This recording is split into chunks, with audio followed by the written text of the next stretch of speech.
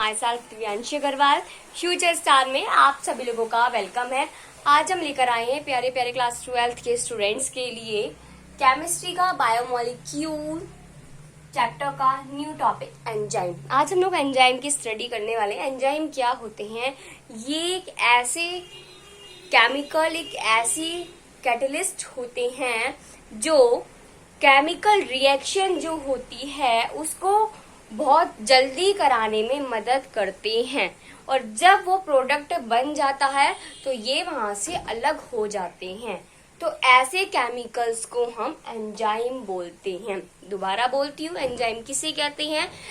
ऐसे केमिकल्स जो chemical reactions को बहुत तेजी से कराते हैं, और कराने के बाद जब फाइनली प्रोडक्ट बन के रेडी हो जाता है तो ये प्रोडक्ट से अलग हो जाते हैं, बिल्कुल एज इट इज जैसे ही थे ये अपनी शेप में।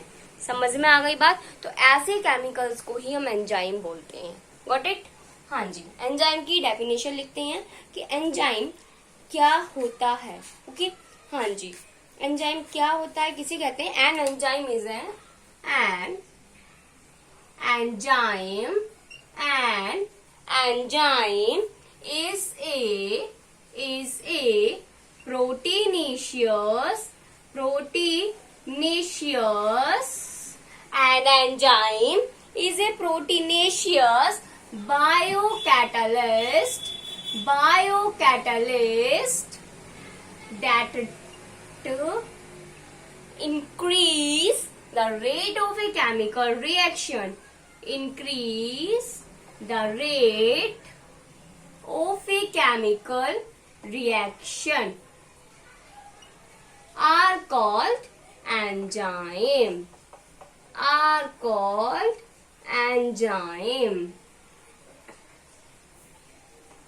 For example ले लेते हैं एंजाइम्स का।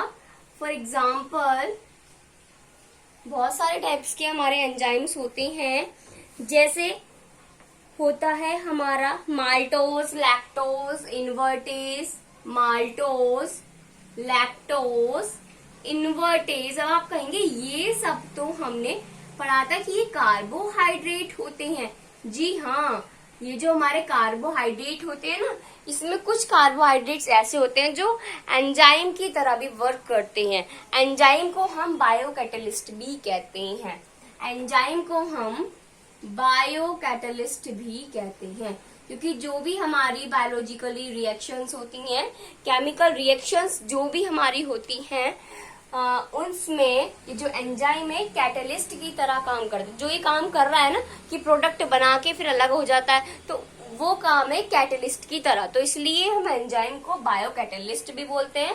Example maltose, lactose, invertase. Okay, अब इसमें एक टर्म आती, ये तो है कि एंजाइम आखिर होता क्या है। अब हम पढ़ते हैं, इसमें एक टर्म आती है oxido reductase enzyme. Oxido reductase enzyme, जैसे ऑक्सीडो रिडक्टेज एंजाइम में क्या होगा? ऐसे एंजाइम्स जो ऑक्सीडेशन और रिडक्शन दोनों ही कराने में हेल्पफुल होते हैं। एंड आप लोग जानते हैं कि ऑक्सीडेशन का मतलब क्या होता है, रिडक्शन का मतलब क्या होता है। तो ऐसे एंजाइम्स जो ऑक्सीडेशन एंड रिडक्शन दोनों ही रिएक्शंस को कराते हैं, उन्हें हम ऑक्सीडो रिडक्टेज एंजाइम बोलते हैं। डेफिनेशन लिखते हैं भाई। Enzymes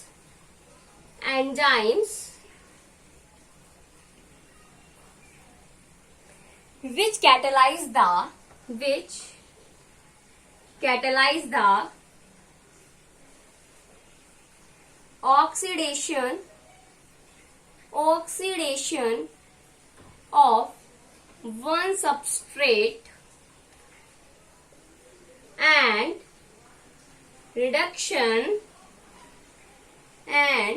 the reduction of another substrate are called as oxidoreductase enzyme. Got it? समझ में आ गई बात? ऑक्सीडो रिडक्टेज एंजाइम क्या कहते हैं? अब ये जो एंजाइम है, अगर इनकी हमारी बॉडी में कमी हो जाए तो बहुत सारी डिसीजेस भी कॉज हो जाती हैं। ये एंजाइम्स हमारी बॉडी में रहते हैं, और अगर ये एंजाइम्स हमारी बॉडी में से कमी हो जाए इनकी तो बहुत सारी बीमारियां हो जाती हैं। हम एक या दो बीमारी के एग्जाम्पल लेते हैं। हाँ जी, लिखते हैं, पहले आप लोग इसको नोट डाउन कर लीजिए, फिर हम डिसीजेस ऑफ एंजाइम्स के बारे में डिस्कस करेंगे। हो गया? हाँ जी, अब हम स्टडी करने वाले हैं डिफिशियंसी ऑफ एंजाइम्स। एंजाइम्स की कमी से कौन कौन सी डिसीज हो जाती हैं। डिसीज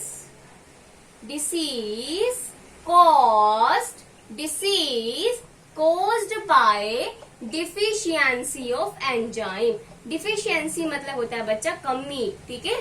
एंजाइम की कमी से कौन कौन सी बीमारियां हो सकती हैं हमें। तो एक सबसे कॉमन बीमारी ले लेते हैं। आप लोगों के बायोलॉजी चैप्टर जो है उसमें उन डिसीज का जिक्र भी है। Phenyl ketonuria. फिनाइल कीटोनूरिया एक ऐसी बीमारी है जिसमें फिनाइल एलेनिन एंजाइम जो है उसकी कमी हो जाती है, जिसकी वजह से डिसीज कोज्ड हो जाती है फिनाइल कीटोनूरिया।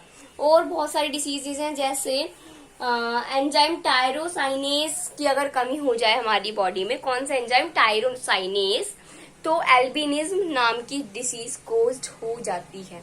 और एक जो हार्ट ट्रबल, अगर हमारी बॉडी में स्ट्रेप्टोकाइनेस जो है, जो स्ट्रेप्टोकाइनेस एंजाइम है, वो अगर हमारी बॉडी के जो ब्लड क्लोट्स है उसके साथ आकर मिल जाते हैं तो heart trouble disease, heart disease, जो हमारी हार्ट डिसीज होती है वो हमें कोज्ड हो सकती हैं। समझ में आ गई बात? तो हमने 3 डिसीज के बारे में पढ़ा। सबसे पहले हमने पढ़ा phenyl ketonuria.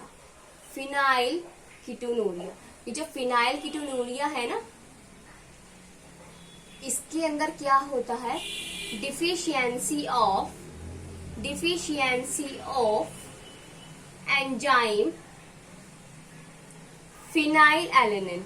Phenyl alanine enzyme की कमी की वजह से फिनाइल कीटोनूरिया नामक की बीमारी हो जाती है। एल्बिनिज्म में पढ़ते हैं। एल्बिनिज्म में क्या होता है भाई, इसके अंदर डिफिशियंसी हो जाती है एंजाइम टायरोसाइनेस की। Deficiency of enzyme tyrosinase. Tyrosinase enzyme की कमी की वजह से ये डिसीज हो जाती है एल्बिनिज। अब हार्ट डिसीज के बारे में पढ़ते हैं। हार्ट डिसीज में क्या होता है, अगर हमारे ब्लड क्लोट के साथ जाकर if streptokinase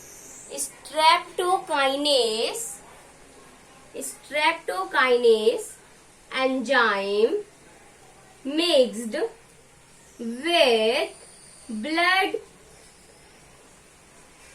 and form coronary artery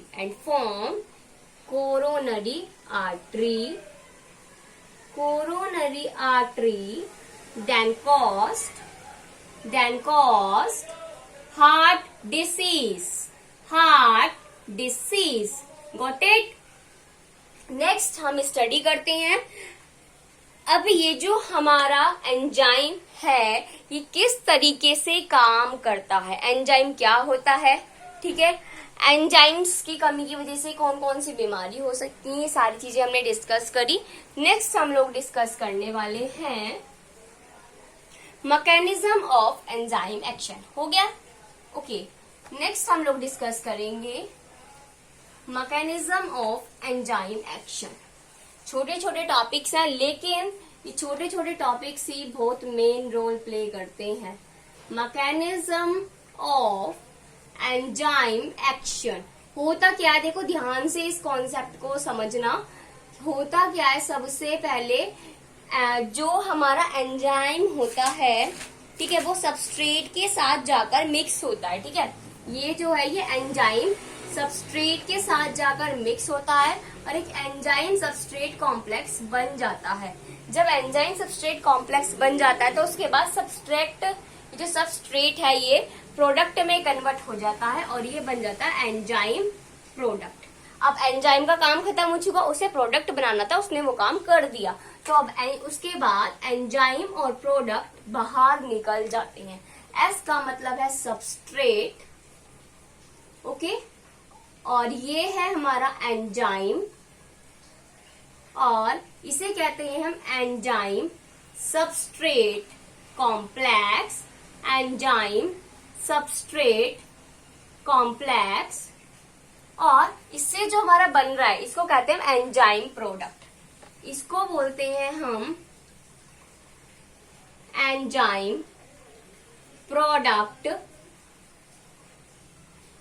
then enzyme अलग हो जाता है और प्रोडक्ट अलग हो जाता है। प्रोडक्ट जो हमें चाहिए वो हम अपने पास रख लेते हैं और एंजाइम को एज इट इज रख लेते हैं, और फिर यही सेम एंजाइम आगे जाके किसी और कैटलिस्ट, किसी और केमिकल रिएक्शन में कैटलिस्ट की तरह सेम ऐसे ही एज इट इज रख दिया जाता है और ये काम कर देता है।